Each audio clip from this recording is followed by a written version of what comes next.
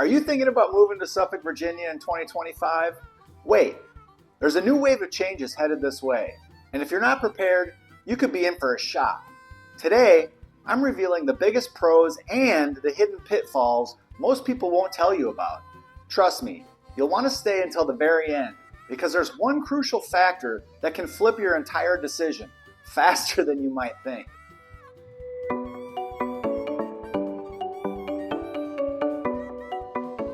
Hi, I'm Jason Edwards with eXp Realty, your local real estate consultant, where I give you the inside scoop on all things real estate and lifestyle in our area. If you're thinking about buying or selling in Hampton Roads, my contact information is right below in the description. Don't hesitate to reach out. I'd love to help you find the perfect spot.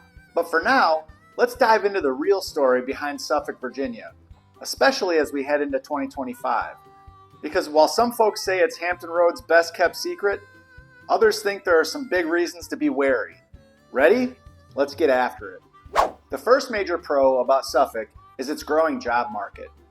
Yes, the greater Hampton Roads area benefits from strong military and port-related industries, but Suffolk is emerging as a hub for new businesses, logistics centers, and even some tech startups.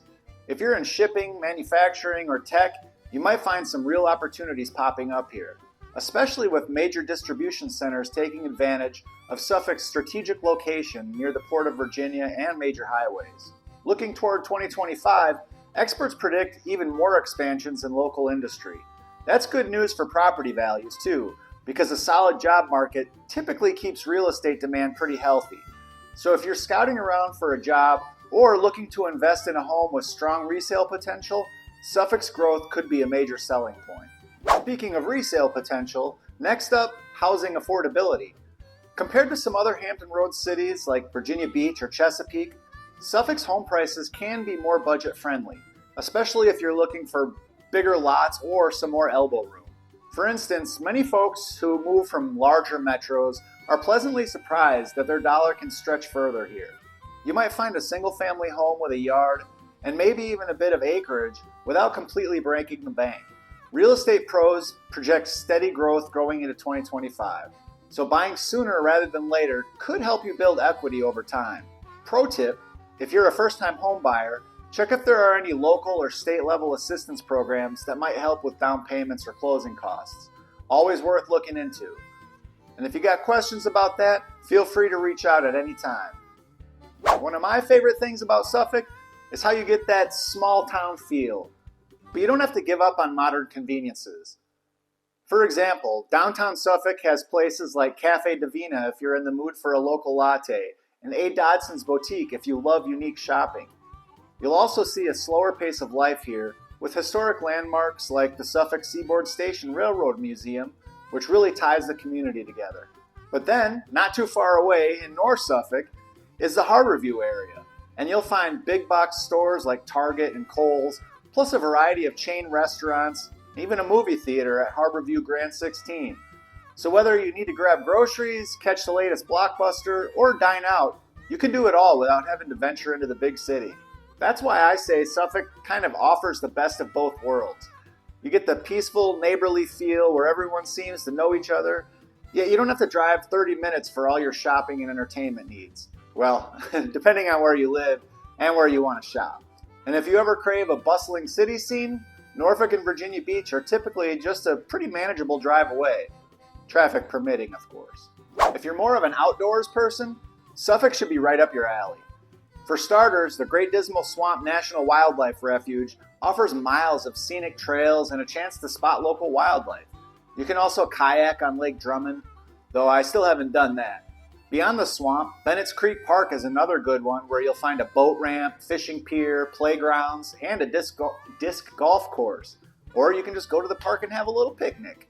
Then there's Sleepy Hole Park, which has a great view of the Nansemond River, walking trails, and another disc golf course that's pretty popular. And for those of you with dogs and or kids, Lake Mead Park, not far from downtown, features a dog park and a skate park, so everyone can get out and get active. Overall, Suffolk's blend of lakes, parks, and wildlife areas makes it easy to embrace a healthy, outdoorsy lifestyle without traveling too far from home. Suffolk tends to have a sense of community that you don't see as much in bigger cities. For example, there's the annual Suffolk Peanut Fest, where you'll see live music, carnival rides, and, of course, lots of peanuts. It's a major local tradition that really brings everyone together. Another fun event is the Taste of Suffolk Downtown Street Festival, which showcases local eateries, vendors, and live entertainment along historic Main Street. You've also got the Suffolk Center for Cultural Arts, which hosts concerts, art exhibits, and performances year-round, giving you a chance to connect with neighbors over shared interests. If you want something more laid back, the Suffolk Farmers Market sets up at the Visitor Center Pavilion during the warmer months, and even a few times during the winter, so you can stock up on fresh produce and maybe chat with the folks who grew it. Between these festivals, markets, and cultural events, Suffolk builds a real sense of belonging. You're not just another face in the crowd. You're part of a community that cares about preserving its small-town charm while welcoming newcomers with open arms. I just went over a few pretty enticing benefits of living in Suffolk, but no city is perfect. Before we jump into the cons, if you're getting some value from this, do me a favor and hit that like button, and subscribe if you want to stay in the loop on all things Hampton Roads. If you're planning a move, you can always find my contact information in the description below. I'm here to make your move as simple and stress-free as possible while educating you in the process. Alright, let's switch gears and talk about what might be waiting on the other side of the fence, the cons of living in Suffolk, Virginia in 2025. When it comes to driving in Suffolk, some areas can get pretty congested, especially during rush hour. 58 is notorious for backups near the bypass, and now they're working on a flyover to get to the dump, which has caused some major backups.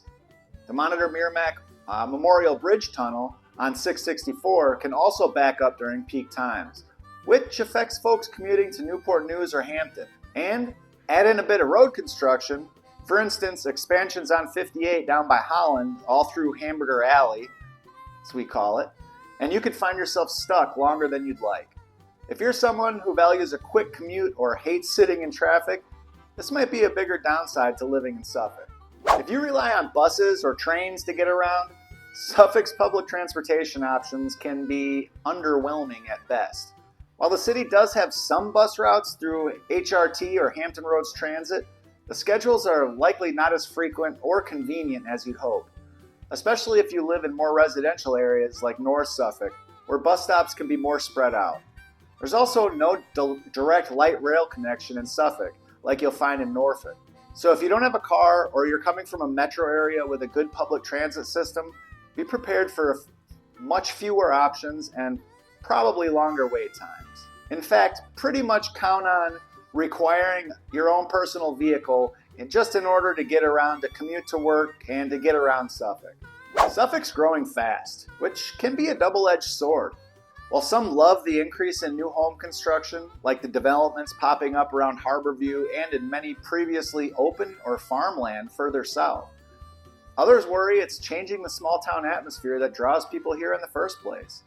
There's also the question of whether city infrastructure can keep up, with schools, roads, and utilities already feeling the strain of more residents.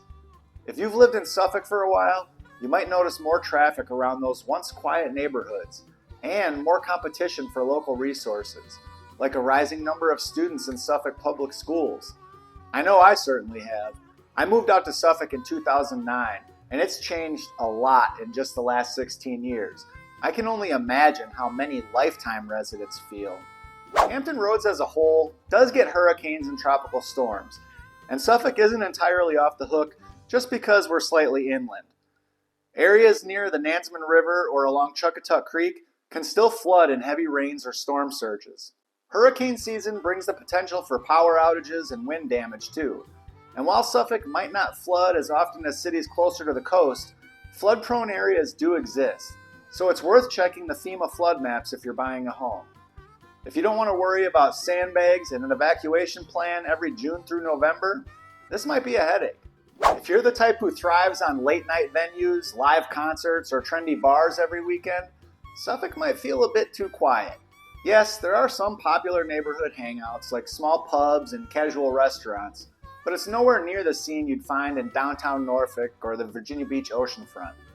Many spots close fairly early, and you won't find any clubs or music venues within the city limits. So, if craft cocktail bars and late night entertainment are a priority, you'll have to hit the road and head to some of the neighboring cities. Although, Rivers Casino is pretty much right next door in Portsmouth now, so depending on what you're looking for, you may not have to go too far. That extra drive might be a deal breaker if you crave a wild social scene right at your doorstep. So there it is, the pros and cons of living in Suffolk, Virginia in 2025. From a booming job market and affordable homes to less than ideal commute times and quieter nightlife, Suffolk is kind of a city of trade-offs.